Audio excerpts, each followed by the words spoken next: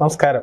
ഇന്ന് നമ്മൾ പരിശോധിക്കുന്നത് രാജ്യമേറെ പ്രതീക്ഷയോടുകൂടി ചർച്ച ചെയ്യുന്ന ഡീലിമിറ്റേഷൻ ബില്ലും അതുപോലെ വനിതാ സംവരണ ബില്ലിനെയും കുറിച്ചാണ്. നമുക്കറിയാം, സ്വതന്ത്ര ഭാരതത്തിൻ്റെ 70 വർഷത്തെ പ്രതീക്ഷയുടെ ഫലമാണ് വനിതാ സംവരണ ബിൽ. ആ വനിതാ സംവരണ ബിൽ ഇന്ന് രാജ്യം ചർച്ച ചെയ്യുകയാണ്. 33% വനിതകൾക്ക് രാജ്യത്തിൻ്റെ മുഴുവൻ ഭരണ നേതൃത്വത്തിലും കൃത്യമായ പങ്ക് നൽകുന്ന ഒരു വലിയ അവസരത്തെയാണ് നമ്മളിന്ന് അഭിനന്ദനപൂർവ്വം സ്വാഗതം ചെയ്യുന്നത്. ഒരുപാട് വിധ്വംസക പ്രവർത്തകരും അല്ലെങ്കിൽ രാഷ്ട്രീയത്തിലെ തന്നെ ചില ആളുകൾക്കും ഈ ബില്ലിനോട് വലിയ രീതിയിലുള്ള എതിർപ്പുണ്ട്. അത് സ്വാഭാവികമാണെന്ന് നമുക്ക് എല്ലാവർക്കും അറിയുന്നത് പോലെ തന്നെ രാജ്യത്തെ സ്ത്രീജനങ്ങൾ വെറും നമ്മുടെ ഏതെങ്കിലും ഒരു ഗുണഭോക്താവായി നിൽക്കുന്നതിനു പകരം രാജ്യത്ത് നിയമനിർമ്മാണത്തിലും അതുപോലെ തന്നെ നമ്മുടെ കരുത്തുറ്റ രാജ്യത്തെ മുന്നോട്ട് നയിക്കുന്ന നേതൃനിരയിലേക്കും അത്തരം സ്ത്രീരത്നങ്ങൾ കടന്നു വരണം എന്നുള്ളതാണ് നരേന്ദ്രമോദി സർക്കാരിൻ്റെ നിലപാട്. ആ നിലപാടിൻ്റെയും ഇച്ഛാശക്തിയുടെയും വിജയം കൂടിയാണ് ഈ വനിതാ സംവരണ ബിൽ. ഇന്ന് നമ്മുടെ രാജ്യത്തും സംസ്ഥാനത്തും വളരെ വലിയ രീതിയിൽ വിവാദങ്ങളായി മാറിയിരിക്കുന്ന ചില കാര്യങ്ങളുണ്ട്. ഈ ഡീലിമിറ്റേഷൻ ബില്ലുമായി ബന്ധപ്പെട്ടിട്ടാണ് വലിയ വിവാദങ്ങൾക്ക് തിരികൊളുത്തിയിരിക്കുന്നത്. എന്താണ് ഡീലിമിറ്റേഷൻ ബിൽ? ഡീലിമിറ്റേഷൻ ബില്ലിലെ സത്യമെന്ത് എന്ന് ജനങ്ങൾ അറിയണം. അത് ജനാധിപത്യത്തിൻ്റെ സൗന്ദര്യത്തിൻ്റെ ഭാഗമാണ്. ജനാധിപത്യ ലോകത്തിലെ ഏറ്റവും വലിയ രാഷ്ട്രമാണ് ഭാരതം. ഭാരതത്തിൻ്റെ ജനാധിപത്യത്തെ ഏറ്റവും പ്രഭാവയത്തോടുകൂടി മുന്നോട്ട് കൊണ്ടുപോകാൻ സാധിക്കുന്ന ഒരു ബില്ലിനെയാണ് നമ്മൾ സ്വാഗതം ചെയ്യുന്നത്. എന്താണ് ഡീലിമിറ്റേഷൻ ബിൽ? രാജ്യത്തെ എല്ലാ സംസ്ഥാനങ്ങളുടെയും അതുപോലെ തന്നെ കേന്ദ്രഭരണ പ്രദേശങ്ങളുടെയും ലോകസഭ നിയമസഭ സീറ്റുകളുടെ ഡീലിമിറ്റേഷൻ നടത്തുക എന്നുള്ളതാണ് ഈ ഡീലിമിറ്റേഷൻ ബില്ല് കൊണ്ട് ഉദ്ദേശിക്കുന്നത്. അതിന് നമ്മൾ എടുക്കുന്നത് ഏറ്റവും അവസാനത്തെ സെൻസസ് ആണ് നമ്മൾ ഈ പ്രവർത്തനത്തിന് വേണ്ടിയിട്ട് രാജ്യം എടുക്കുന്നത്. നമ്മുടെ സംസ്ഥാനത്തും കേന്ദ്രഭരണ പ്രദേശങ്ങളിലും എത്തരത്തിലാണ് ഈ പ്രവർത്തനങ്ങൾ നടക്കുന്നതെന്ന് നമ്മൾ ആദ്യം പരിചയപ്പെടണം. കാരണം ഒട്ടേറെ അവാസ്തവമായിട്ടുള്ള കാര്യങ്ങളാണ് ഈ ബില്ലുമായി ബന്ധപ്പെട്ടിട്ട് പ്രചരിപ്പിച്ചുകൊണ്ടിരിക്കുന്നത്. ഡീലിമിറ്റേഷൻ ബില്ലിൻ്റെ പ്രധാനപ്പെട്ട ഘടനയുണ്ട്. അതിൻ്റെ ചെയർപേഴ്സൺ ഡീലിമിറ്റേഷൻ കമ്മീഷൻ എന്ന് പറയുന്ന ഒരു ബോഡിയാണ് ഈ ഡീലിമിറ്റേഷൻ്റെ മുഴുവൻ പ്രക്രിയകളും ഏകോപിപ്പിക്കുന്നതും നടപ്പിലാക്കുന്നതും. അതിൻ്റെ ചെയർമാനായിട്ട് ഭാരതത്തിൻ്റെ ഏറ്റവും പ്രധാനപ്പെട്ട നീതി നിർവഹണശാലയായിട്ടുള്ള സുപ്രീം കോടതിയിലെ ഒരു ജഡ്ജും അതുപോലെ തന്നെ അവിടെ നിന്ന് വിരമിക്കപ്പെട്ട ഒരു ജഡ്ജോ ആയിരിക്കണം ഇതിൻ്റെ ചെയർപേഴ്സൺ ആയിട്ടുള്ള ഒരു വ്യക്തി. രണ്ടാമത്തെ ആൾ എക്സ് ഒഫീഷ്യോ ആയിട്ട് ഇതിനകത്ത് വരേണ്ടത്, ഈ ഡീലിമിറ്റേഷൻ കമ്മീഷനിൽ വരേണ്ട ഒരാൾ നമ്മുടെ ഇലക്ഷൻ കമ്മീഷൻ്റെ പ്രതിനിധിയായിട്ട് ഒരാളോ അല്ലെങ്കിൽ ചീഫ് ഇലക്ഷൻ കമ്മീഷണറോ ആയിരിക്കണം. മൂന്നാമതായി അതത് സംസ്ഥാനങ്ങളുടെ ചീഫ് ഇലക്ഷൻ കമ്മീഷൻ ആയിരിക്കണം ഇതിൻ്റെ എക്സ് ഒഫീഷ്യോ ആയിട്ടുള്ള മൂന്നാമത്തെ പ്രതിനിധി. ഇങ്ങനെ രാജ്യത്തിൻ്റെ പ്രധാനപ്പെട്ട ഭരണഘടനാ സ്ഥാപനങ്ങളുടെ തലവന്മാരും അല്ലെങ്കിൽ ഭരണഘടനാ സ്ഥാപനങ്ങളുമായി ബന്ധപ്പെട്ട് നിൽക്കുന്ന ആളുകളുമാണ് ഈ ഡീലിമിറ്റേഷൻ കമ്മീഷൻ്റെ പ്രധാനപ്പെട്ട ചുമതലകൾ വഹിക്കുന്നത്. ഇത് ഏറ്റവും ചെറിയ മാറ്റങ്ങൾ, എന്തെങ്കിലും ചെറിയ മാറ്റങ്ങൾ വരുന്നത് മേഘാലയയെയും നാഗാലാൻഡിനെയും സംബന്ധിച്ചാണ്. മേഘാലയയിലും നാഗാലാൻഡിലും ഗവർണർമാർ നിർദ്ദേശിക്കുന്ന ഒരാൾ കൂടി ഈ പ്രവർത്തനത്തിൻ്റെ ഭാഗമാകുന്നു എന്നുള്ളതാണ്. നമ്മുടെ രാജ്യത്ത് ഏറ്റവും അവസാനം നടന്നിട്ടുള്ള സെൻസസ് പ്രവർത്തനങ്ങളാണ് ഇതിൻ്റെ ആധാരമായി എടുക്കാൻ വേണ്ടിയിട്ട് ഈ ബില്ലിൽ തീരുമാനിച്ചിരിക്കുന്നത്. അതിൻ്റെ ഭാഗമായിട്ടുള്ള പ്രവർത്തനങ്ങൾ ഏകോപിപ്പിക്കുന്നതിനും വേണ്ട മാർഗനിർദ്ദേശങ്ങൾ നൽകുന്നതിനും വേണ്ടിയിട്ട് അതത് സംസ്ഥാനങ്ങളിൽ നിന്ന് 5 MP-മാരെയും ലോകസഭാ മെമ്പർമാരെയും 5 നിയമസഭാ മെമ്പർമാരെയും ഉൾപ്പെടുത്തിക്കൊണ്ടുള്ള ഒരു തീരുമാനമാണ്, അല്ലെങ്കിൽ അവരെയും കൂടി ഉൾപ്പെടുത്തിക്കൊണ്ടുള്ള ഒരു ഘടനാപരമായിട്ടുള്ള ഇടപെടലാണ് ഈ പ്രവർത്തനത്തിന് ഡീലിമിറ്റേഷൻ കമ്മീഷൻ മുന്നോട്ട് കൊണ്ടുപോകാൻ ആഗ്രഹിക്കുന്നത്. അതിൻ്റെ ഭാഗമായി ആരൊക്കെ ആയിരിക്കണം ആ ലോകസഭാ മെമ്പർമാർ എന്ന് തീരുമാനിക്കാനുള്ള അവകാശം ലോകസഭാ സ്പീക്കർക്കും, അതുപോലെ തന്നെ ആരൊക്കെ ആയിരിക്കണം ഈ പ്രവർത്തനത്തിന് പങ്കുവഹിക്കേണ്ടത് എന്ന് നിയമസഭയിൽ തീരുമാനിക്കേണ്ട MLA-മാർ ആരായിരിക്കണം എന്ന് തീരുമാനിക്കേണ്ട ഉത്തരവാദിത്വം നിയമസഭാ സ്പീക്കർക്കുമാണ് ഈ ബില്ല് വ്യവസ്ഥ ചെയ്യുന്നത്. ഈ പറഞ്ഞതിൻ്റെ അനുസൃതമായിട്ട് ഇവരെല്ലാവരും കൂടി ചേർന്നിട്ടുള്ളൊരു പ്രക്രിയയാണ് ഡീലിമിറ്റേഷൻ കമ്മീഷൻ എന്ന് പറയുന്ന പ്രക്രിയ. ഈ ഡീലിമിറ്റേഷൻ കമ്മീഷൻ്റെ അധികാരപരിധി എന്ന് നമ്മൾ പറയുമ്പോൾ ഒരു സിവിൽ കോർട്ടിന് സിവിൽ പ്രൊസീജിയർ കോഡ് പ്രകാരമുള്ള സിവിൽ കോടതിയുടെ അധികാരമാണ് ഈ പറയുന്ന ഡീലിമിറ്റേഷൻ കമ്മീഷനുള്ള അധികാരം. അതുപോലെ തന്നെ 2023 BNSലെ 384, 85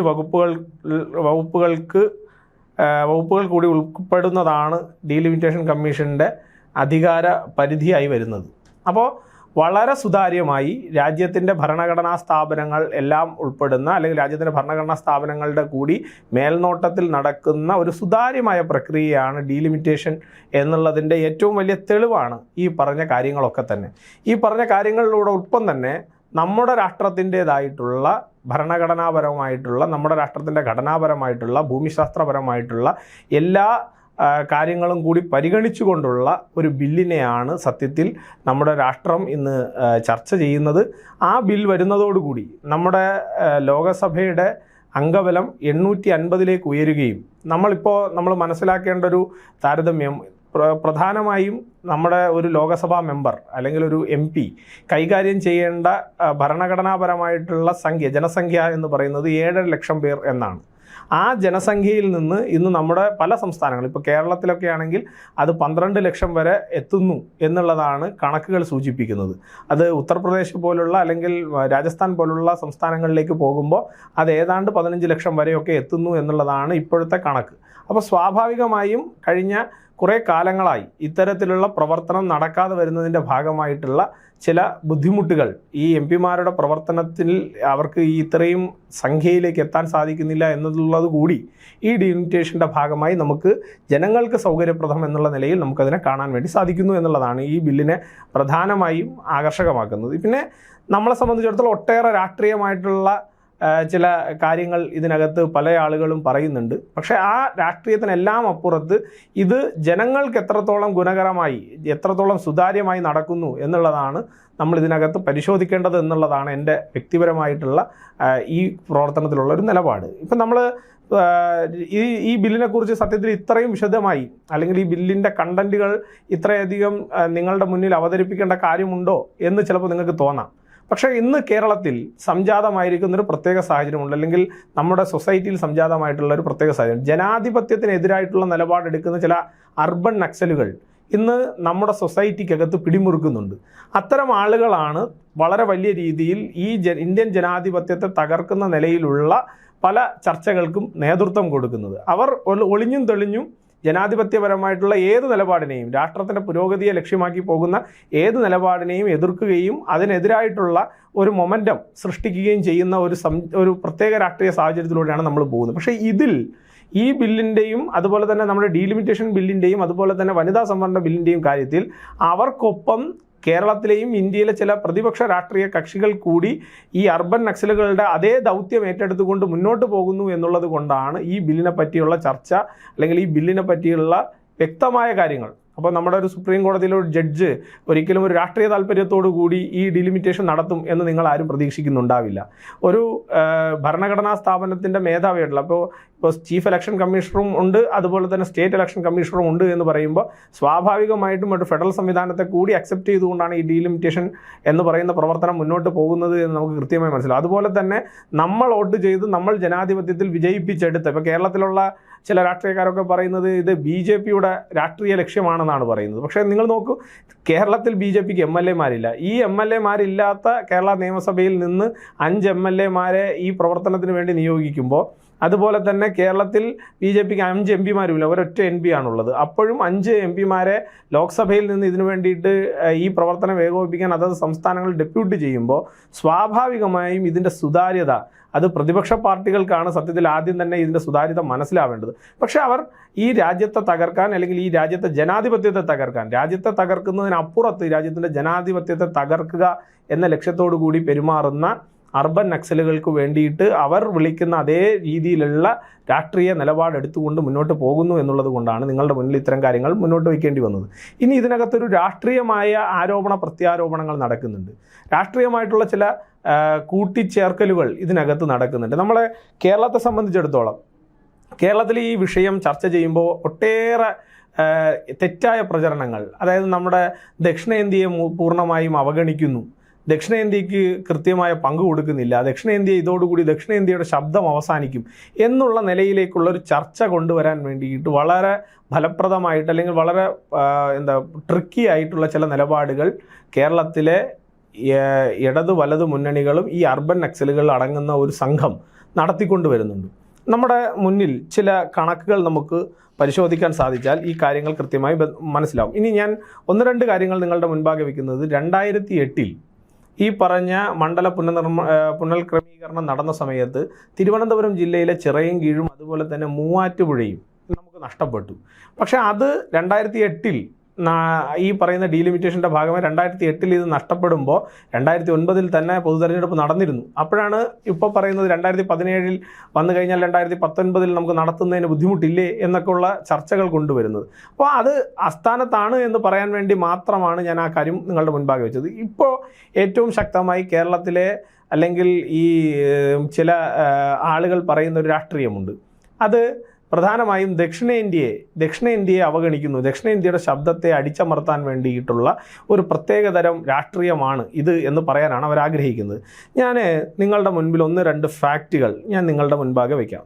ഇവിടെ കേരളത്തിനകത്ത് ഡീലിമിറ്റേഷൻ പ്രോസസ്സ് നടന്ന് അവസാനമായി ഡീലിമിറ്റേഷൻ പ്രോസസ്സ് നടക്കുമ്പോൾ കേരളത്തിനകത്തെ ജനസംഖ്യാപരമായിട്ടുള്ള വർധനവ് നടന്നിട്ടുള്ളത് മലപ്പുറം ജില്ലയിലാണ്. മലപ്പുറം ജില്ലയുടെ സവിശേഷമായ സാഹചര്യത്തെക്കുറിച്ച് നിങ്ങൾക്കെല്ലാവർക്കും അറിയാം. അപ്പോൾ മലപ്പുറം ജില്ലയിൽ ആ ഡീലിമിറ്റേഷൻ കൊണ്ട് 5 ലക്ഷം പേരാണ് അധികമായി മലപ്പുറം ജില്ലയിൽ വന്നത് എന്നാണ് കണക്ക്. ഈ മലപ്പുറം ജില്ലയിൽ മുൻപ് ഈ ഡീലിമിറ്റേഷൻ നടക്കുന്നതിന് മുൻപുണ്ടായിരുന്നത് 12 നിയമസഭാ സീറ്റുകളായിരുന്നു. അവിടെ നിന്ന് ഇന്നത് 16 നിയമസഭാ സീറ്റുകളായി ഉയർന്നു. അപ്പോൾ 4 സീറ്റുകൾ അധികമായി വർദ്ധിച്ചു.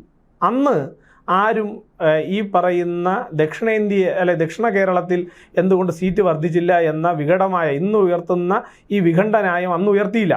അന്ന് കേരളത്തിനകത്ത് കോൺഗ്രസും ഉണ്ട്, കേരളത്തിനകത്ത് ഈ പറയുന്ന CPIM ഉണ്ട്. എന്തുകൊണ്ടാണ് മലപ്പുറം ജില്ലയ്ക്ക് മാത്രമായ ഒരു പ്രാധാന്യം കൊടുക്കാൻ പാടില്ല, എല്ലാ ജില്ലകൾക്കും തുല്യമായ പ്രാധാന്യം ഇന്ന് അവർ ആവശ്യപ്പെടുന്നത് പോലെ ഒരു ആവശ്യം മുന്നോട്ട് വയ്ക്കാത്തത് ഒന്നാമത്തെ പോയിന്റ്. രണ്ടാമത്തെ പോയിന്റ്, അതിൽ ഏറ്റവും കൂടുതൽ നഷ്ടം, ആ ഡീലിമിറ്റേഷനിൽ ഏറ്റവും കൂടുതൽ നഷ്ടമുണ്ടായ 2 ജില്ലകൾ പത്തനംതിട്ടയും അതുപോലെ തന്നെ ആലപ്പുഴയുമാണ്. ഈ പത്തനംതിട്ട ജില്ലയിൽ അന്ന് 7 സീറ്റ് ഉണ്ടായിരുന്നത് 2 സീറ്റ് കുറഞ്ഞ് 5 ആയി.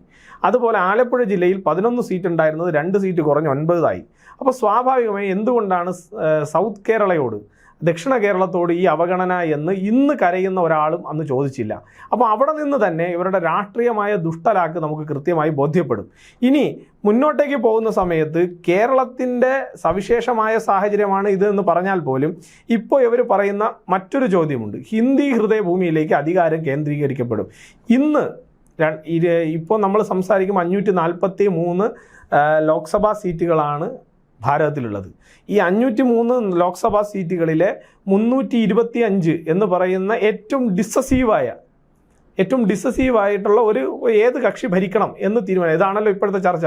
അതായത് ഈ ബില്ല് വന്നു കഴിഞ്ഞാൽ, ഡീലിമിറ്റേഷൻ നടന്നു കഴിഞ്ഞാൽ 6, 7, 8 സംസ്ഥാനങ്ങളിൽ ശക്തിയുള്ള പാർട്ടി ആയിട്ടുള്ള BJP അധികാരത്തിലേക്ക് വരും എന്നുള്ളതാണ് ഇവരുടെ പ്രയോഗം. അങ്ങനെയാണെങ്കിൽ ലോക്സഭയിൽ 543-ൽ 325 സീറ്റും ഇവർ പറയുന്ന ഹിന്ദി ഹൃദയഭൂമിയിലാണ് ഇന്നും ഉള്ളത്. ആ ഹിന്ദി ഹൃദയഭൂമിയിൽ ഇന്നുമുള്ള 325 സീറ്റിൽ ഏറ്റവും പ്രധാനപ്പെട്ട സീറ്റുകൾ അല്ലെങ്കിൽ ഏറ്റവും കൂടുതൽ സീറ്റുകൾ ജയിക്കുന്നത് BJP ആണ്. അപ്പോൾ എന്തിനാണ് BJPക്ക് ഇതിനകത്ത് വ്യക്തിപരമായ ഒരു രാഷ്ട്രീയം അല്ലെങ്കിൽ തങ്ങൾക്ക് വേണ്ടിയിട്ടുള്ള ഒരു രാഷ്ട്രീയ അജണ്ടയാണ് എന്ന് ഇതിനെ കോമണലൈസ് ചെയ്യുന്നത് എന്തുകൊണ്ടാണ്? ഇനി രണ്ടാമത്തെ കാര്യം, ഇവർ പറയുന്ന സൗത്ത് ഇന്ത്യയുടെ ശബ്ദം അടയ്ക്കുന്നു എന്ന് പറയുമ്പോൾ ഇന്ന് സൗത്ത് ഇന്ത്യയിലുള്ള വോട്ട് എത്രയാണ്, അല്ലെങ്കിൽ സൗത്ത് ഇന്ത്യയിലുള്ള സീറ്റ് എത്രയാണ് എന്ന് ചോദിച്ചു കഴിഞ്ഞാൽ അത് 129 സീറ്റാണെന്നാണ് മനസ്സിലാക്കാൻ സാധിക്കുന്നത്. ആ 129 സീറ്റിൽ തന്നെ BJPക്ക് തമിഴ്നാട് ഒഴിച്ച് മറ്റെല്ലാ സംസ്ഥാനങ്ങളിലും BJPക്ക് MP-മാരുണ്ട്. കേരളത്തിൽ ഒരു MP ആണ്, മറ്റുള്ള സംസ്ഥാനങ്ങളിൽ കൂടുതൽ MP-മാരുണ്ട്. അപ്പോൾ സ്വാഭാവികമായിട്ടും South India, North India, Hindi ഹൃദയഭൂമി, ദക്ഷിണ ഭാരതം എന്നുള്ള വിവേചനം തീർച്ചയായിട്ടും സർക്കാരിനില്ല എന്ന് ബോധ്യപ്പെടുന്ന കൃത്യമായിട്ടുള്ള വസ്തുതയാണ് ഞാൻ നിങ്ങളുടെ മുൻപാകെ വെച്ചത്. അപ്പോൾ ഇത് ഒരു പൊളിറ്റിക്കൽ ഗിമിക്കാണ്. തങ്ങളുടെ രാഷ്ട്രീയ അധികാരം ഉറപ്പിച്ചു നിർത്താൻ, തങ്ങളുടെ രാഷ്ട്രീയ അധികാരത്തെ ഒരു കാലത്തും ഇനി ഞങ്ങൾക്ക് ഉത്തരേന്ത്യയിലേക്ക് പോകാൻ സാധിക്കില്ല എന്ന് മനസ്സിലാക്കിയ ഒരു രാഷ്ട്രീയ പാർട്ടി, ഇനി ഞങ്ങൾക്ക് വേറെ എവിടെയും അധികാര സ്ഥാനങ്ങൾ കിട്ടാനില്ല എന്ന് മനസ്സിലാക്കിയ ഒരു രാഷ്ട്രീയ പാർട്ടി, അവരുടെ അധികാരത്തിൻ്റെ കൊതിമൂത്തവർക്കുണ്ടായിട്ടുള്ളൊരു വിഭ്രാന്തിയുടെ ഫലമാണ് ഇത്തരം ജൽപ്പനങ്ങൾ എന്നുള്ളതാണ് ഈ പൊതുവായിട്ടുള്ള അവസ്ഥ നമ്മൾ പരിശോധിച്ച് കഴിഞ്ഞാൽ നമുക്ക് കൃത്യമായിട്ട് മനസ്സിലാക്കാൻ വേണ്ടി സാധിക്കുന്നത്.